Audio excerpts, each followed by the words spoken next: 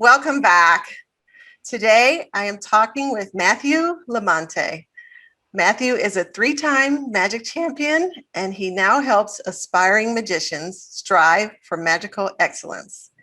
And he has recently begun his journey as a YouTuber. I am thrilled that he is here talking with me today, and I am so excited to talk with him. Hi, Matthew. Hello. Hello, and hello, everyone.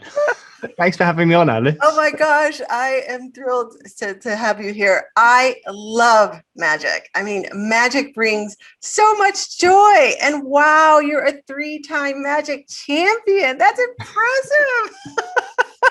Thanks, man. Can you tell us a little bit more about that? And also maybe when you started performing magic? Yeah, so I started when I was about 6 years old. So this is where kind of the initial inspiration came from, because a lot of kids, they'll get like a magic set, but yes, a lot of kids will play with it, impress their parents, then go, this is boring, on to the next thing, right? Right. And for me at 6 years old, I think I saw a magician. I think the story goes anyway, is I saw a magician on TV, and it was quite a prevalent UK magician called Paul Daniels. Okay. And my older brother had one of his magic sets that he sold in the attic, the loft. And so I begged my parents to get it out the next day, started playing with it. And so I'd put on little mini shows like as a kid. And then every birthday and Christmas, I get like another set, practice that. And, I did other things as well. So I did skateboarding, rollerblading, yo-yoing, like all the kind of hobbies and, the things to have when you're a kid. Yeah. But magic was the one thing I kept on gravitating back to. Okay. And I just absolutely loved, I think initially I loved the attention, and I was a youngest brother of 2. Okay. And my older brother is kind of like the golden child, right? So we affectionately the golden child. And for me, it was knowing something which nobody else knew, and that I was the only person that could do this thing. I think I kind of liked that at school. Yeah. And then as I've gone through sort of growing up as a magician, it's been a number of transitions, as everyone has transitions in their life. But I think initially I used magic as a tool to like a shield to hide behind to some extent, or a thing to have. Then as I've gone through transitions, I've tried to detach my kind of personal life from my business. So now I'm a full-time magician. Okay. If I meet people for the first time, or if I'm in a group of people and they ask me, or they find out I'm a magician, I mean, the first thing is I don't want them to know that I'm a magician. The first thing I get asked is, can you show us something? It's like, and that's not me being like a grumpy individual. That's just me wanting to like give people my personality first. Yes. And not just know me as the guy that does some tricks right on to the next one. So I've kind of used magic to help me growing up, and now I kind of use it to A, earn a living, but also B, I love performing. And there's something about magic which is so kind of what's the word? Visceral, maybe. There's something in people which is like this moment, and it's a real emotional experience. It's not just a thing. It's like this complete I can't explain it, but it's an experience which people have, and I love seeing go through that kind of this moment of like however they react to it. I absolutely love that, and I love giving that. So that's how I got started. There's something very magical about magic. Yeah, exactly. Right. Exactly. I love it. Okay, cool. All right. So how do you define joy? Is it a thought, a feeling, an action, or something else? Defining joy. I mean, I think it's a tough question, isn't it? Like defining. Yeah, I think it's being in a state of feeling, what's the word? It's begins with C. Sorry, Alice, my brain. Like completely comfortable in everything that's around you. There's like a state of kind of clarity and presentness in that, I think. Yes. There's a word. It's not there is a word. Like sometimes just being it'll come to me later on. Yeah. I'll randomly shout a word at you later on, Alice, just to give you a heads up. But yeah, it's kind of this feeling of, for me at least, this feeling of everything feels good and everything's kind of within, even if it's out of my control, it just feels like everything's kind of stable. I can see, you know, the whole scenario, and I feel, like settled and level and quite present. I'm not worrying about the future or the past. It's kind of like a present feeling of happiness, I suppose, and everything's kind of good.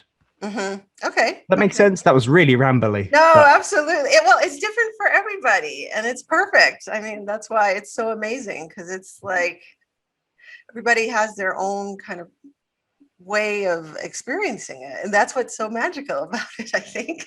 Yeah, for sure. Okay, cool.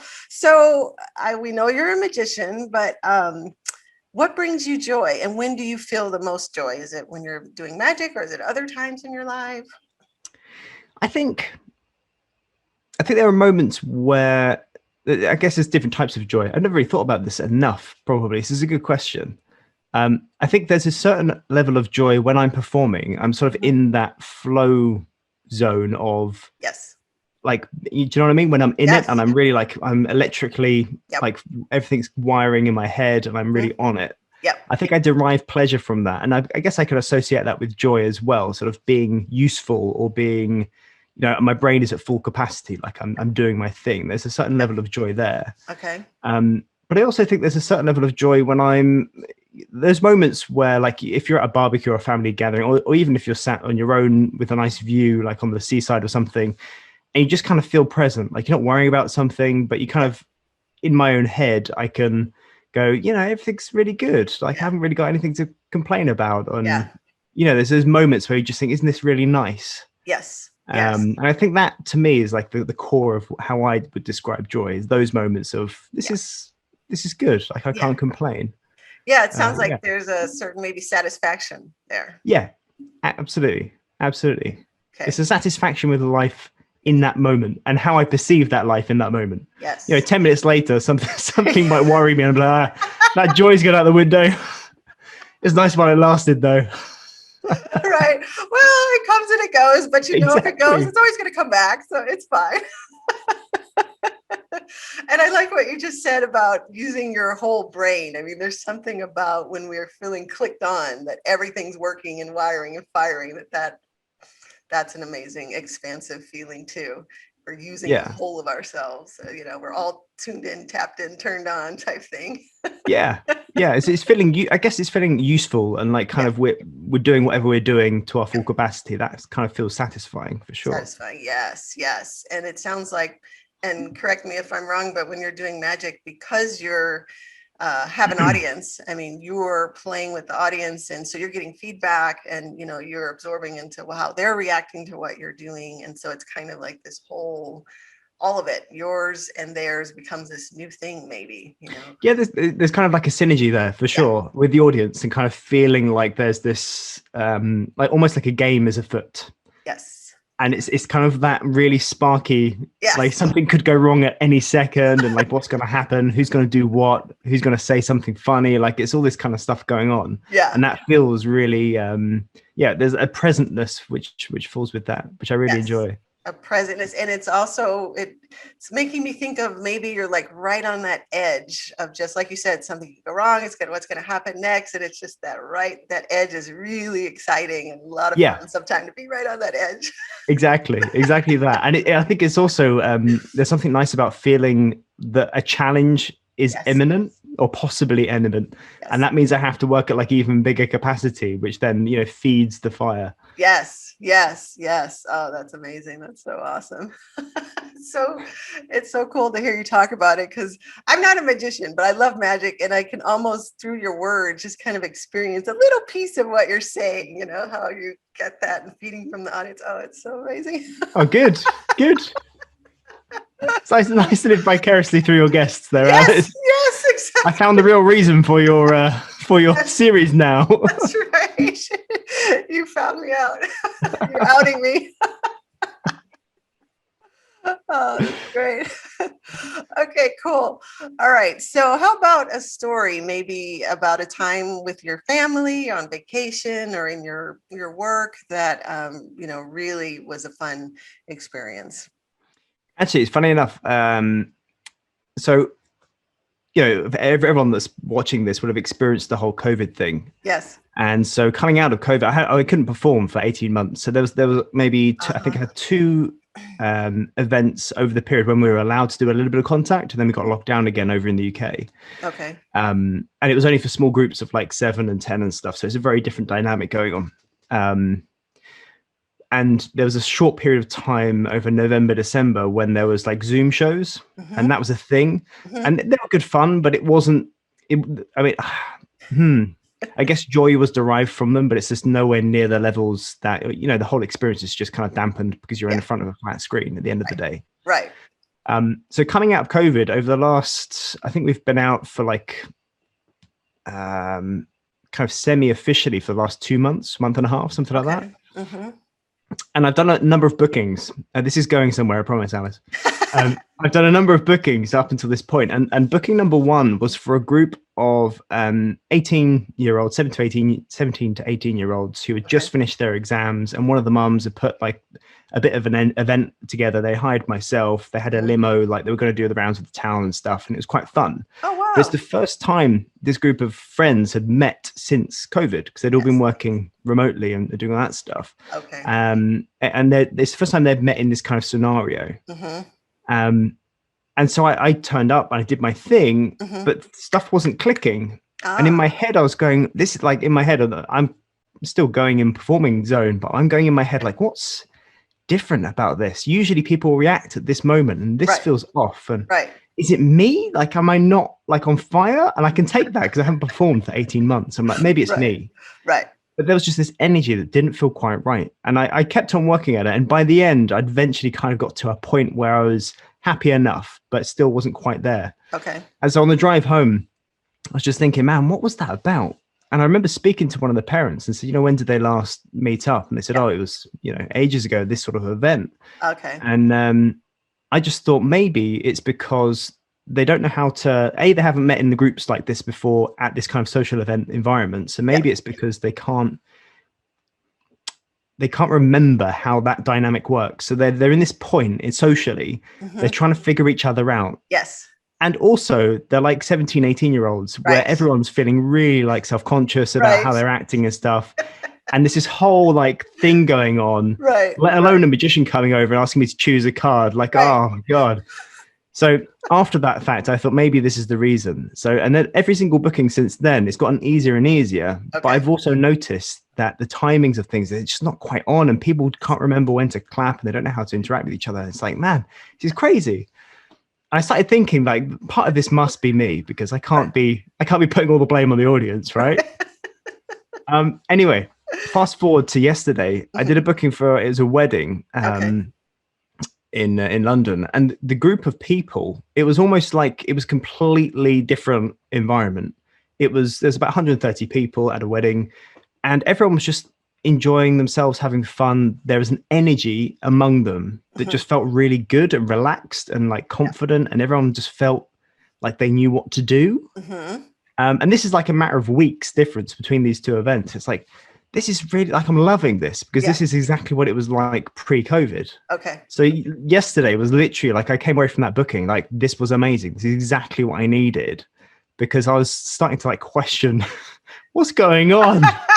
Can I do this for much longer? And then yesterday it's like kind of saved it all. And I was like, oh my God, that felt amazing. People are raving about it, and having a really good time, having good fun. They're all up for a laugh. Yeah. And it was just a really great event. And that was the last time I felt, literally yesterday. So I came away from that booking on a real high. That was really, really lovely. Yeah. The magic's back in the magic. Exactly. I got my mojo back. And I think the public found their mojo as well, which is nice. Yes. I think you make a good point, because you are not, especially because you're a performer, so you're not in it just by yourself, right? You have all these other energies around you that you're kind of interacting with. So it's like all of that we were saying earlier. It's all of that in there with you. It's not just you by yourself. Yeah. Absolutely, it's almost like feeding off of an audience, and if you've got an audience which is hard to feed off of, I mean, my part of my job is to get the audience into that zone and break the ice and get people on our level. Yes. But also, like, there comes a point in time where you have to like get something back. Like, imagine like a comedian continuing to say jokes and nobody's laughing. Like, Right. that's the hardest gig ever. Yes. And yeah, like it's the same for magic. If people aren't like feeding into it, then it's a hard drudge to try and like grab them by the necks, metaphorically, and like, come with me on this journey, like get involved. But yeah, it's all good fun. It's all good fun. Yes. I love what you just said there, though. It's a journey, because it really is. You're a storyteller, and you are taking people on a journey as you do your performance and your whole show. So, I mean, that's so amazing, because again, you're bringing them with you. You just said that you're taking them with you on this journey. It's, come on, let's go, let's have fun. Yeah, exactly. Suspend your disbelief. Yes.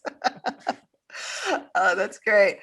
Okay, so I'm wondering, and you may have just answered this because you said it was your performance just a couple of days ago, but is there another time maybe in your life that brought you so much pleasure that you wish you could repeat it? I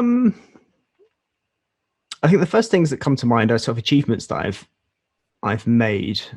But I think that's almost, it's an interesting question, because, okay, there's one moment where, over the competition period of sort of my life, I started competing. I joined the Magic Circle, which is one of the world's most prestigious magic clubs. So I was very proud to get in.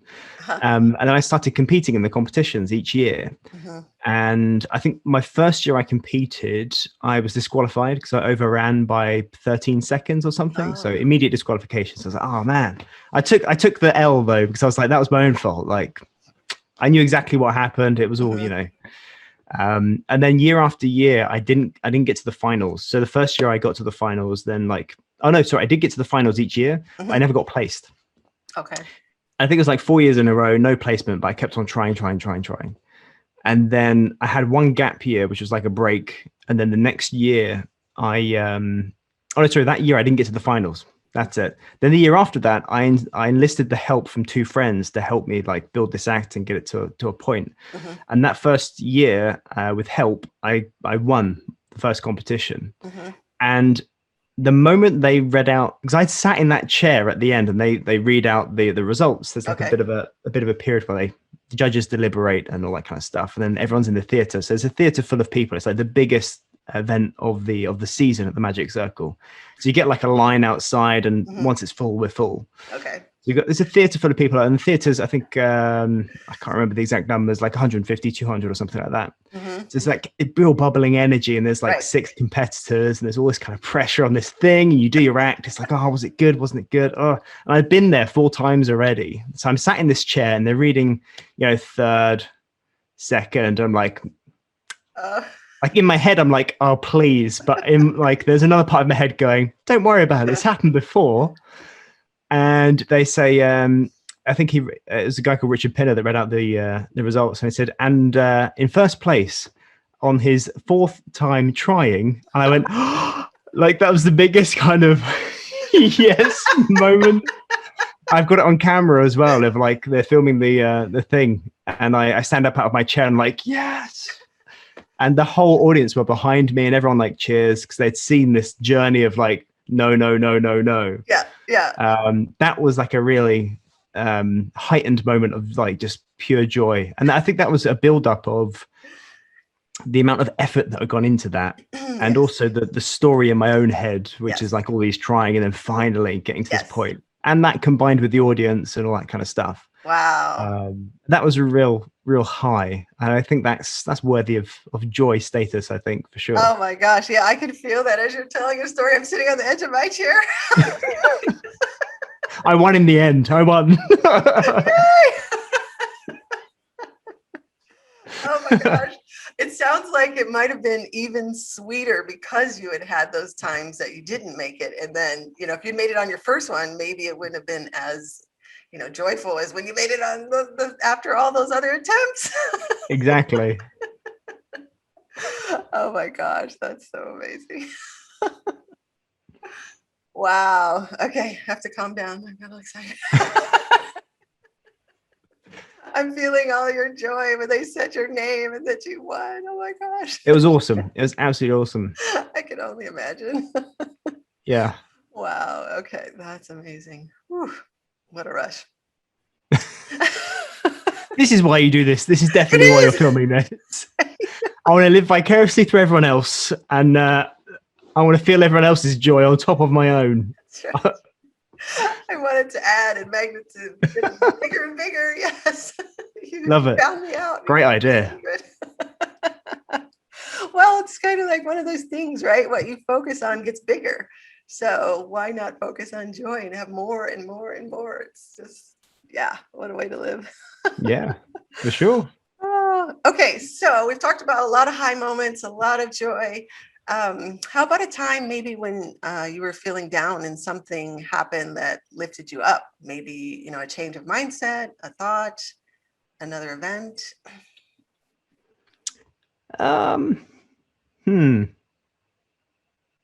The first thing that comes to mind, and again, it's work related. Mm-hmm. There's probably about 2 times a year where coming home from a booking, so there's a drive home and there's sort of decompressing. Okay. And you're sort of going over everything that happened and, where something could have improved or what bit went well and all that kind of stuff. Okay. And there's probably 2 times a year when I'm driving home, and it's not been the best gig. Like I've got to hold myself to quite high standards, mm-hmm. which is probably, it's a good thing and a bad thing. There's that whole balance thing, right? Yeah, yeah. But there's probably 2 times a year where I'm driving home, sort of going, why am I doing this? Like, why? What's the point? They weren't up for it as much as I wanted them to be up for it. I wasn't there. I wasn't enjoying that experience. Mm-hmm. Like, it was hard graft and hard work to get them to, like, there's all this kind of stuff going around in their head. Mm-hmm. And sometimes you get rude people at bookings as well, like that are just, just being dicks for no reason. And it's like, why am I doing this? Right. But I heard a comedian somewhere, and I can't remember who it was, but mm-hmm. it was in a podcast, and they said that they gave themselves up until 12 o'clock the next day mm-hmm. to feel bad about the previous night's booking. And then at 12 o'clock, they're not allowed to like feel bad about it anymore. And as soon as I heard that, I was like, that's a great piece of advice. Like, yes. If you're waking up and you're still feeling a bit crappy from the day before, 12 o'clock, and that's the cutoff time. Yeah. And that seems to work, that kind of mindset of, okay, that was done. Let's move on to the next one. And I think those moments are, when I'm in those moments of like questioning it, mm-hmm. I then go to another event or something else happens and I go, that's why I do this, because of that reaction right there and what they're experiencing in that moment. That's really fulfilling for me. So I guess that's it's not a particular moment, mm-hmm. but those moments happen maybe twice a year, and that's my experience of them anyway. I hope that's good enough. No, I love that. After 12, no more. That's it. You get to swim in it or, think about it up until then, but nope, time to move on. It's a good piece of advice. It genuinely works. I mean, I don't think of it consciously, but as soon as I heard that piece of advice, I was like, that's a really good idea. Yes. Don't get down in the dumps for too long. Mm-mm. No, that's awesome. Okay. Note to self. I'm going to use that one. I love that. Oh, that's good. Good advice, Matthew. This is awesome. Well, it's not mine. It's okay. I heard it from you, so I'm giving you credit. There we go. If it's useful, for sure. Yeah, that's a good one. Okay, good. All right. Wow. How about a time maybe that you just erupted into spontaneous laughter, like you just couldn't control it. It just came up and out of you. I think anytime I'm with my brother, that's when that happens. We know how to, like, if you've got siblings or someone you're really close to, you just know all the buttons to press and like get the dials just right and then press go. Mm-hmm. And then that person is just uncontrollably. Yeah. And it's usually, it sounds bad, but me and my brother take the mickey out of my mum quite a lot. And my mum can take it, like she's up for a laugh. But there's just some things that both me and my brother like relate with my mum. Yeah. And so, there's just certain occasions where he'll just like nudge me a little bit when we're both seeing my mom, and then it's just like tears.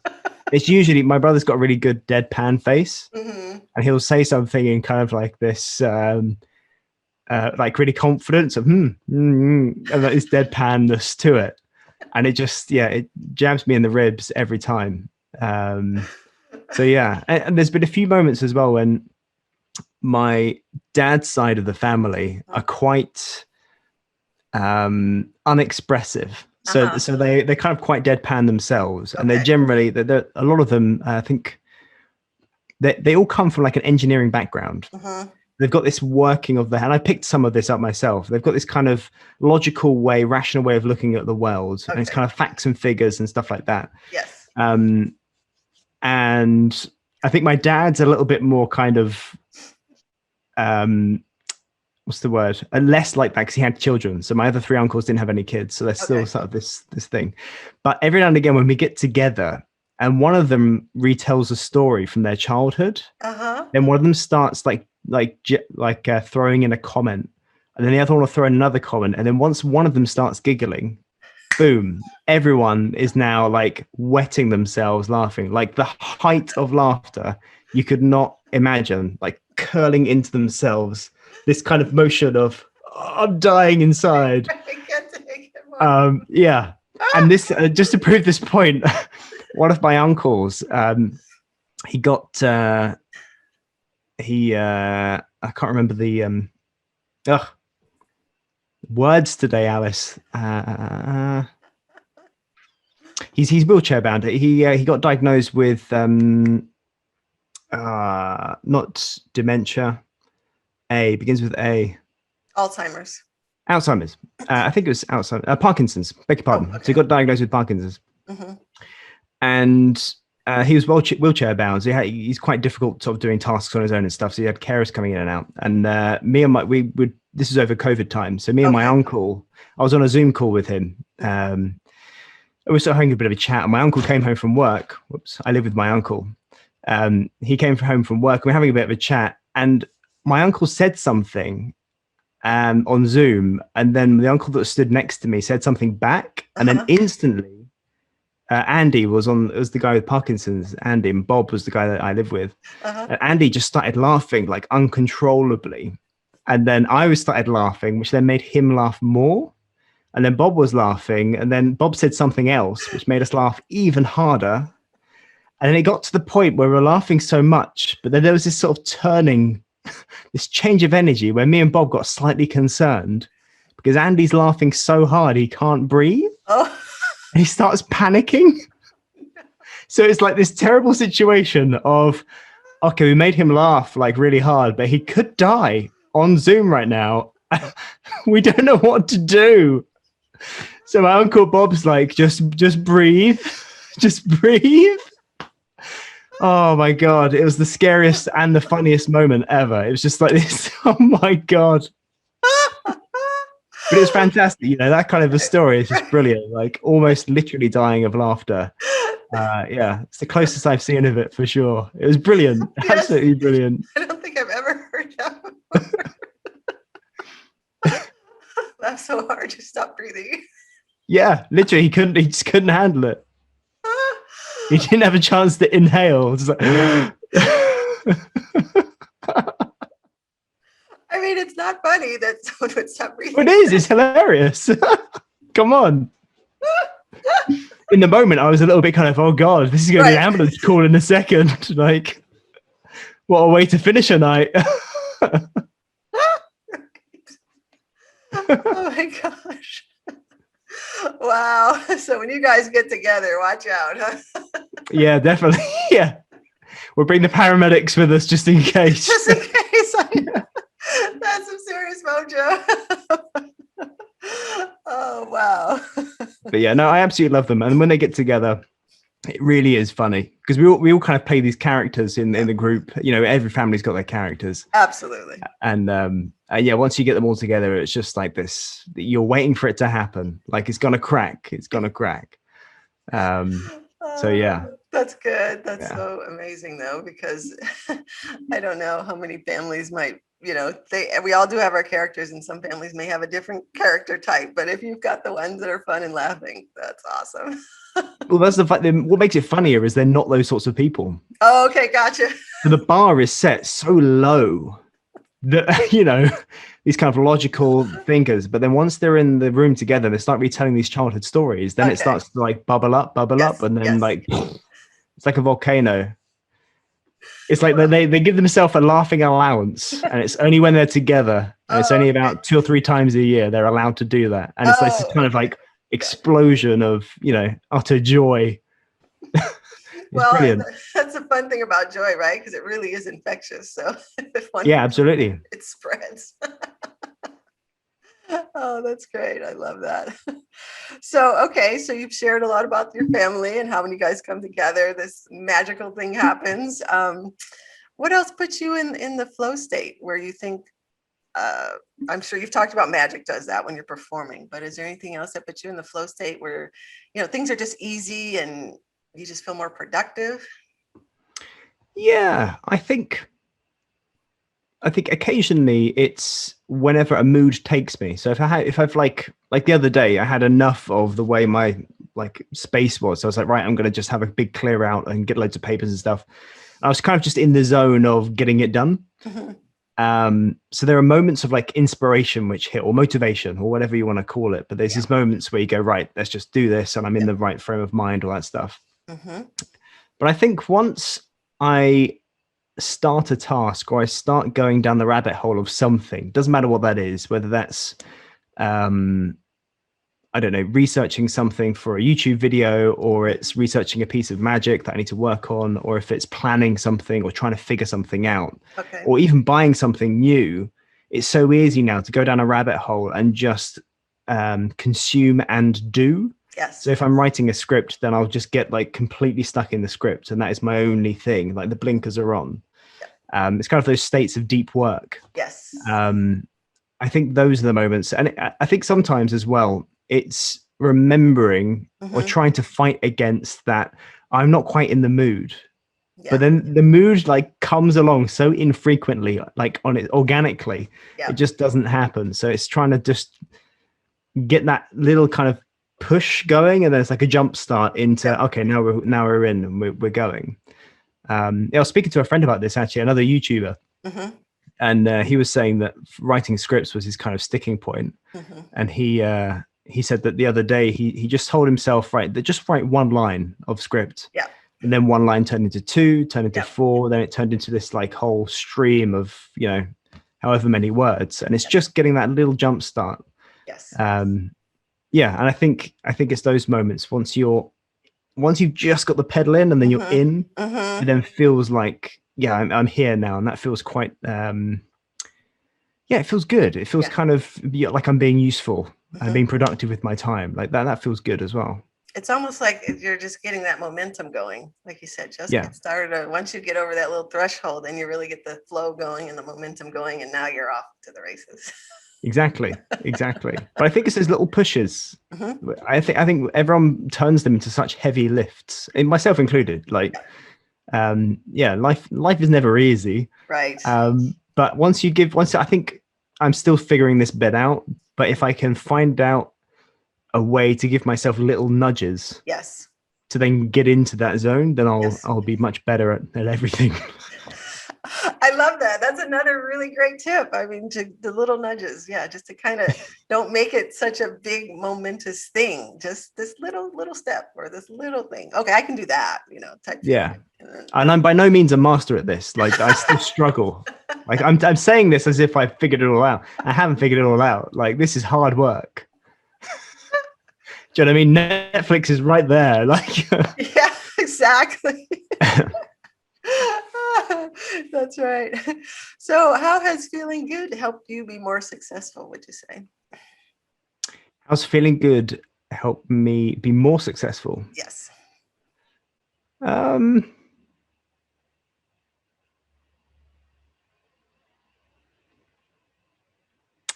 I think it's interesting. The first thing that springs to mind is retrospectively feeling good, which has made me successful because of the hard work that I had to do at the front end. Okay. So I recently released a Skillshare course. Oh. And it was Angus from PTYA. He was sort of saying to me, like, you need to set a deadline now. Like, when's it going to happen? I was like, oh man, look, this means, because I'd been in discussions sort of dabbling with the idea. And then he says, like, when's the deadline? I'm like, oh no, don't do this to me. And so we set a really firm deadline. I was like, man, now I'm accountable to somebody else. I have to do this. Yep. I was like, oh no. Like in my head, I'm like, oh, the heavy lift is about to like commence. Anyway, I put in the work and I do it. I film it, edit it, release it. And then once I released it, I felt like this weight lifted off my shoulders. And I also felt quite accomplished. I was like, wow, it wasn't as heavy a lift as I thought it was going to be. Okay. But there were moments in that journey that felt really heavy and hard work, like getting the lighting wrong and the sound was wrong. And then I filmed the first version of the course, like hours of set, all this kind of stuff. And I put it all in the bin and I just started again. I was like, that's the worst thing I could have done. But retrospectively, I felt joy and productive as a result of just pushing it out there and doing it, almost getting the hard work that happened. And looking back, like, I think there are lots of stories that I can remember where I've achieved something, and the only thing I look back on now is the moment of achievement. I don't tend to look back at the hours of hard work and sat up editing and finding the right music and is that color grading right, or was that the right thing to do at that time? It's just, I did this thing. Right. And there's the thing, and that's all you remember, because who are you going to tell about the boring stuff, about everything going wrong, which actually could be funnier. I remember one time I spent, in fact, for that course, I did the maths on it. I think it's about an hour and 10 minutes to film a 2.5 minute segment. Oh, and it was like gone midnight, like 1 a.m. And I really did not want to film. Like off camera, my face was like, oh. And that's it. That's the end of the course. And then I mess up a line. I'm like, oh, kill me. Just kill me. But those moments get forgotten and nobody sees those moments. Totally. I mean, I've still got the footage, so maybe I should release it. Like, this is the pain I went through. Enjoy this course. But retrospectively, I can look at that and go, yeah, that was really cool. And I felt productive as a result of that. And so I think that what's come from that is I'd like to film another one or do something similar, similar sort of project. Yeah. I still feel that feeling of a heavy lift, but I also can anticipate the joy that I'm going to feel at the end of it. And actually that's going to help me long term because it's an investment of my time at the front end, and then something good can happen off the back of it. So I suppose that's a roundabout way of answering that question. It's sort of this backwards joy thing. Yes. But apart from that, I think I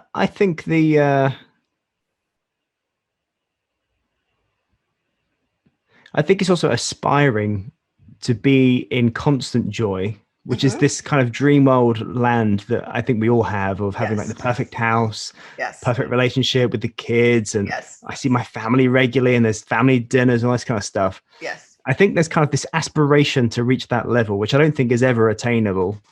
But you can get very close to it. Don't get me wrong. And I think that is I guess that's a motivator to some extent, in sort of going, I want to eventually attain that. So let's do little pieces to eventually try and find that kind of level of joy and contentness. Yes. Content. That was the word. Contentment. Okay. So yeah.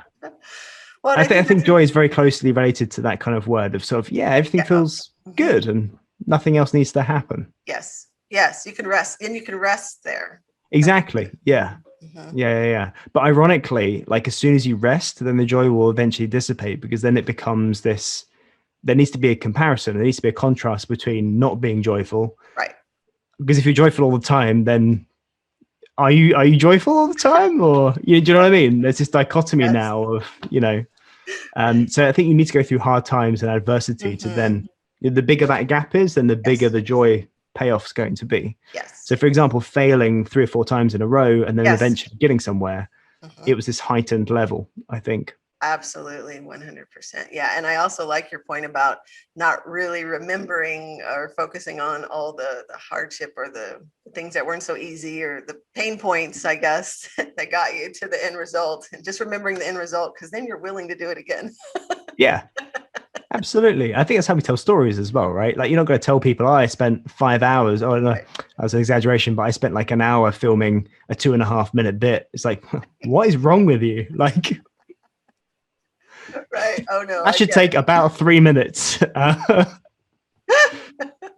But yeah, I think looking back and saying, I did this thing and it's nicely packaged and it's this kind of thing that I've already achieved is easier to point at and remember. And when you tell yourself that story and you're telling other people that story, then that's the bit that you focus on. Yes. And like you said, whatever you focus on becomes bigger. Yes. So if you're telling that story more than you're telling about all the shit that happened before, Right. therefore allowed to swear on this podcast. Yes. But yeah, it's one of those. Yeah, for sure. That's true. Absolutely, 100%. So I'm curious to know if you have any habits, practices, daily routines that you do that connect you to your joy. Not at all. Okay. No.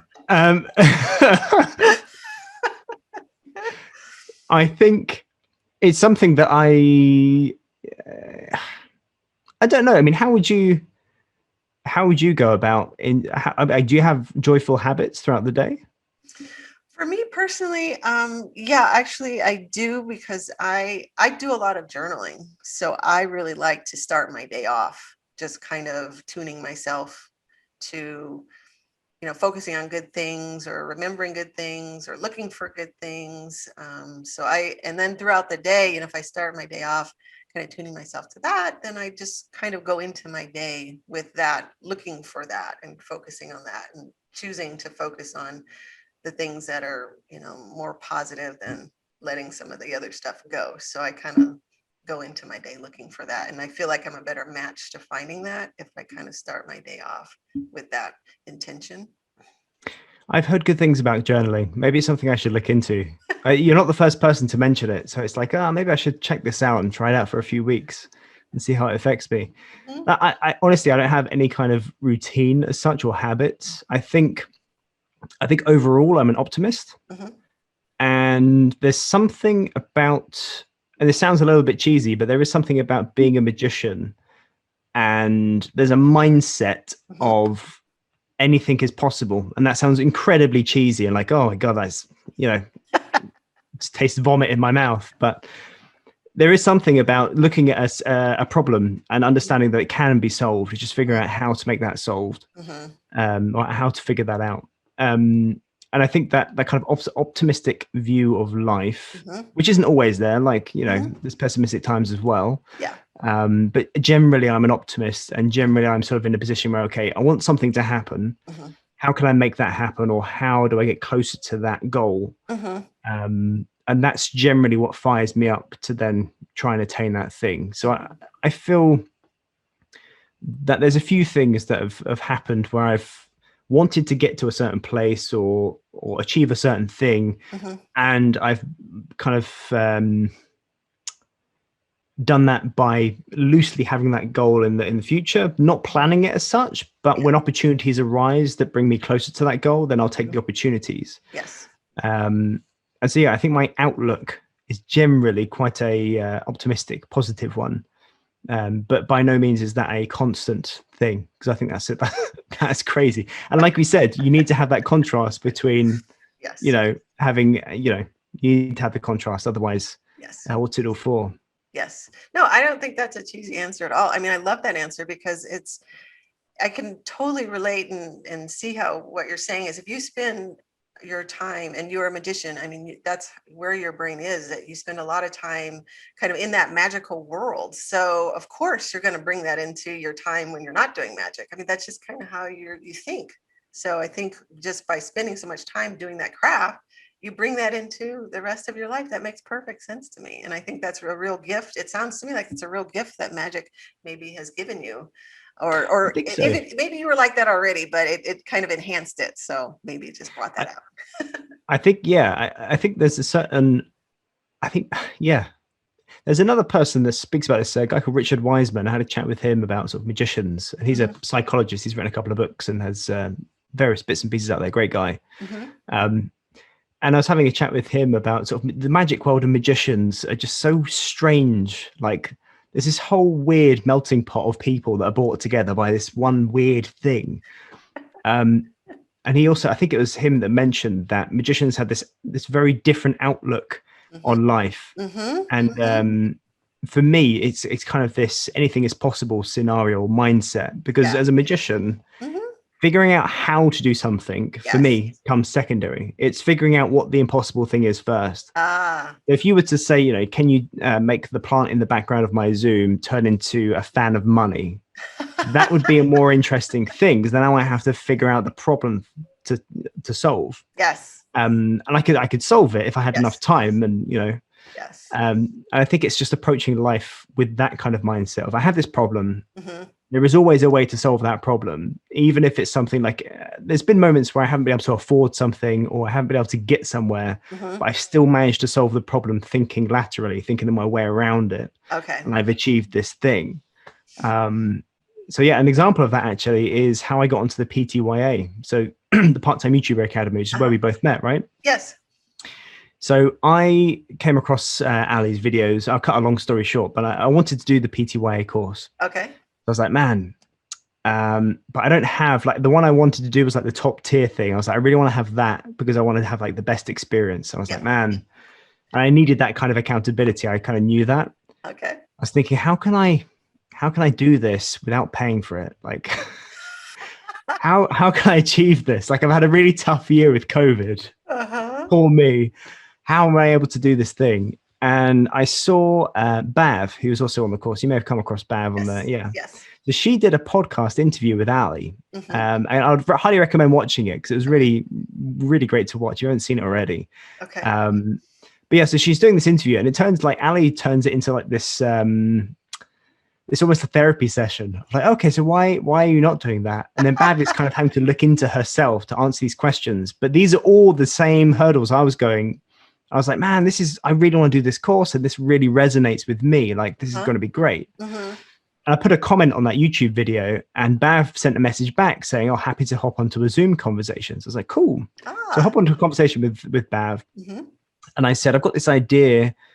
We have a great chat. I asked her some questions about the course. And I said, you know, I have this idea of, I know Ali's into magic. Do you think he would be up for doing like a contra deal where I could teach him magic? I could become his magic coach to then become a member of the magic circle in exchange for being on the PTYA. And she said, oh, I don't know. Well, I'm not sure whether that's going to work or not, but blah, blah, blah. Anyway, about 4 hours later, I get a text message from Bav saying, just got off a call with Ali, happened to mention your name. He's heard of you. And I was like, okay. Here's his number. So I was like, right, okay, this is a lot easier than I thought. And then like half an hour later, I'm in a Zoom call with Ali, and basically pitching my idea. He was like, yeah, cool, let's do it. I was like, this is mental. Like this was far too easy. And for me, it was, I knew that there was a way around it, and it was trying to think about, what have I got to give in exchange, and what would Ali in this case feel would be worth that exchange. And it was just taking the opportunity. And I think a lot of people, and probably myself still now, even though I've always been a believer of, like, if you don't ask, you don't get. Right? My parents always said this: if you don't ask, you don't get. And I think it's a way to build confidence in kids when they're growing up. Like, you know, I want one of the balloons from the man. Well, if you don't ask, you don't get. You know, it's that kind of mentality, right? I've taken that up into adulthood. So now I'll try where I can to, you know, ask the question, not just because I want something for greed, but have something like I can play within that kind of space of negotiation, or, you know, doing a deal. I like to make a deal. And yeah, I think that's been a really valuable way of looking at the world, of looking for opportunities and then taking them, or thinking of ways around the situation. So the most direct route would have been to hand over my money to get on the course. If there's a way around that, then I'll try and take that route, because that's more exciting as well. Like, you don't know where it's going to lead. It could be yes, could be no, but I'm going to learn something along the way, right? I love that. So, I love that. That's such a good example because it does speak to what you were saying before and how you just think how you approach the world, problem solving. You just thought of this. I'm a chancer. Yeah. Right. Well, it is a mindset though, and that's so awesome because it's outside of. I mean, you brought it as magic, but it wasn't like you were doing a trick or something. You applied that just to your life in general. This thing that you wanted to do. How do I make it happen? And then it's like based on what you just said, it's like it was kind of magical the way it happened. I mean, you didn't plan out. I'm first going to do this, and then I'm going to do this, and then I'm going to talk to this person. And it's going to happen.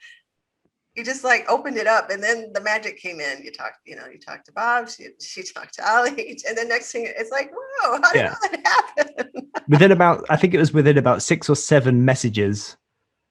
And that was it. Yeah. And it also highlights this idea of when people say that they're unlucky or stuff doesn't happen to them. Mm-hmm. And there's a magician in the UK, he's quite well known over here, called Darren Brown. Mm-hmm.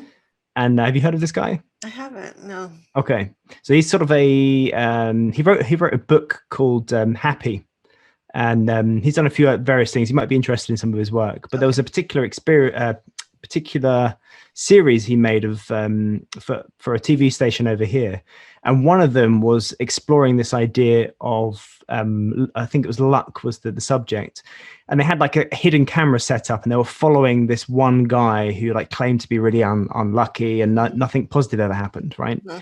So hidden camera stuff, and they set up these scenarios where they give him opportunities to take. So one of them is posting scratch cards through his business door. So he's a butcher, I think. Mm-hmm. They post these things through, and he throws them immediately in the bin. And it's like, well, there was an opportunity that was presented there, but you chose not to take it. Yes. So you threw them in the bin. Now that's, people get junk mail through their door all the time. Right. Admittedly, I probably wouldn't do that, but they start to scale it up further and further and further. And they start to highlight that actually it's just the non-action being taken, mm-hmm. and it's the not taking the opportunities that are thrown at you. Yes. And taking that chance, because somewhere in their own mind, mm-hmm. is this story being told of, I'm unlucky, I'm not going to win money on the scratch cards anyway, what's the point in trying? Yes. And it's that story that's going around in the head, which then informs the rest of the decision making in the future. Right. So it's kind of like this this spiral towards unluckiness or whatever that is. Right. So yeah, I think it's about taking opportunities, and that can generate more luck, if you want to call it that. But overall, it generates more joy. Yes. Bringing it back on topic there. Absolutely. That's amazing. And sometimes the road that if we knew all the steps along the road wouldn't be as much fun, I think. And absolutely. So, and also all the steps are different. Like everyone's got, completely different journeys. Yes. For sure. Yes, exactly. And that's the beauty of this world, right? Because it can have all this variety. Yeah. And this actually links in something else. I was speaking to somebody the other day. I can't remember who it was. But you also don't know how big those steps are. Because you can wind yourself up before a job interview. Like a job interview is a great example of like, I want to get this job. Yeah. I need to do all the best things. So I need to dress perfectly. Right. I need to get like my pitch straight in my head. Right. I need to really know how much I'm willing to go down to in my salary because I really want the job or whatever. And you get into this room and you're like, right, I really hope they like me. Like, am I doing the right thing? Oh, did I just trip a little bit there? Did I use a weird word? Why is there something on my face? Like all this really hypersensitive stuff. And when you're in the room, you just have a bit of a chat. And then after, before you've even done your pitch or before you've even said the things that you'd already planned, they're like, yeah, you got the job. It's like, suddenly it's like, what? But I put all this effort in. Why? Keep me going for a bit. I've done a lot of prep to be here. No, you've got the job. No, hold on a minute. No. This is too easy. And it's these steps that we make so big. It's like the heavy lift analogy. Yes. It's like this huge thing, but actually, in actual fact, it's not. It's not as difficult or as scary as it seems we all think it is. I know. I agree, and I think it's the story. Going back to what you're saying, it's a story we tell ourselves. So if we're telling ourselves all of that, it's going to be hard. It's going to be hard. It probably will be. But if you open up to the magic that could happen, and it could be easy, well, that's what's going to happen. Exactly. It's funny how these things work. And the worst thing that can happen is just like a straight no. Yeah, that's so true. Oh my gosh. It's mad, isn't it? I still suffer from this myself. Like I'm by no means, I've no means figured this out. These are just anecdotal things that I'm throwing out there now. But it really is true. And I kind of, it resonates with me, this idea of making something a huge heavy lift when in actual fact it's why, like, this is completely invented. Right. No, totally. Yeah. I think everybody does that. So that's a good highlight to remember. Yeah, we don't have to do it that way. Everyone to be a chancer. That's the takeaway. Yeah, and I don't know if you guys have that, if you had that commercial in the UK that we had over here in the US, but maybe not because it's Staples. It's an Office brand, and they always had the commercial of the easy button. And I always think of, where's the easy button? Oh, really? This little, it's just easy and hard. Yes. I want the easy button. So the thing is it's really hard to find the easy button, right? That's the irony. It's like, oh man. Can be. That's true. You may as well just try hard first to know exactly where it is. You'll save the time. That's a great analogy. I love that. Oh my gosh, that's so true. Oh my gosh, Matthew. This is great. I could talk to you all day. Oh my gosh, I know. I'm sure you don't have all day, but so, this has been great though. Where can people find you if they want to find out more about what you're doing, your magic, anything? Where can people find you, or your YouTube channel, all that good stuff? Yeah, so all of my social media and handles and stuff is at Le Mottée. I don't know if you can see my name on the screen there, but it's my last name. So LEMOTTEE. Okay. If you want to check out my website, it's masterofmystery.com. And the YouTube channel, just type in my name and you'll find me. But yeah. It's been an absolute pleasure, Alice. Oh, thank you so much for being here, Matthew. I have loved this conversation. I have loved talking with you. It's been really good fun. Good. We've had lots of things. Yes. Amazing. I almost don't want to say goodbye. But thanks everyone for watching and for joining, and please join me in the next one. Mwah. Bye. Bye-bye.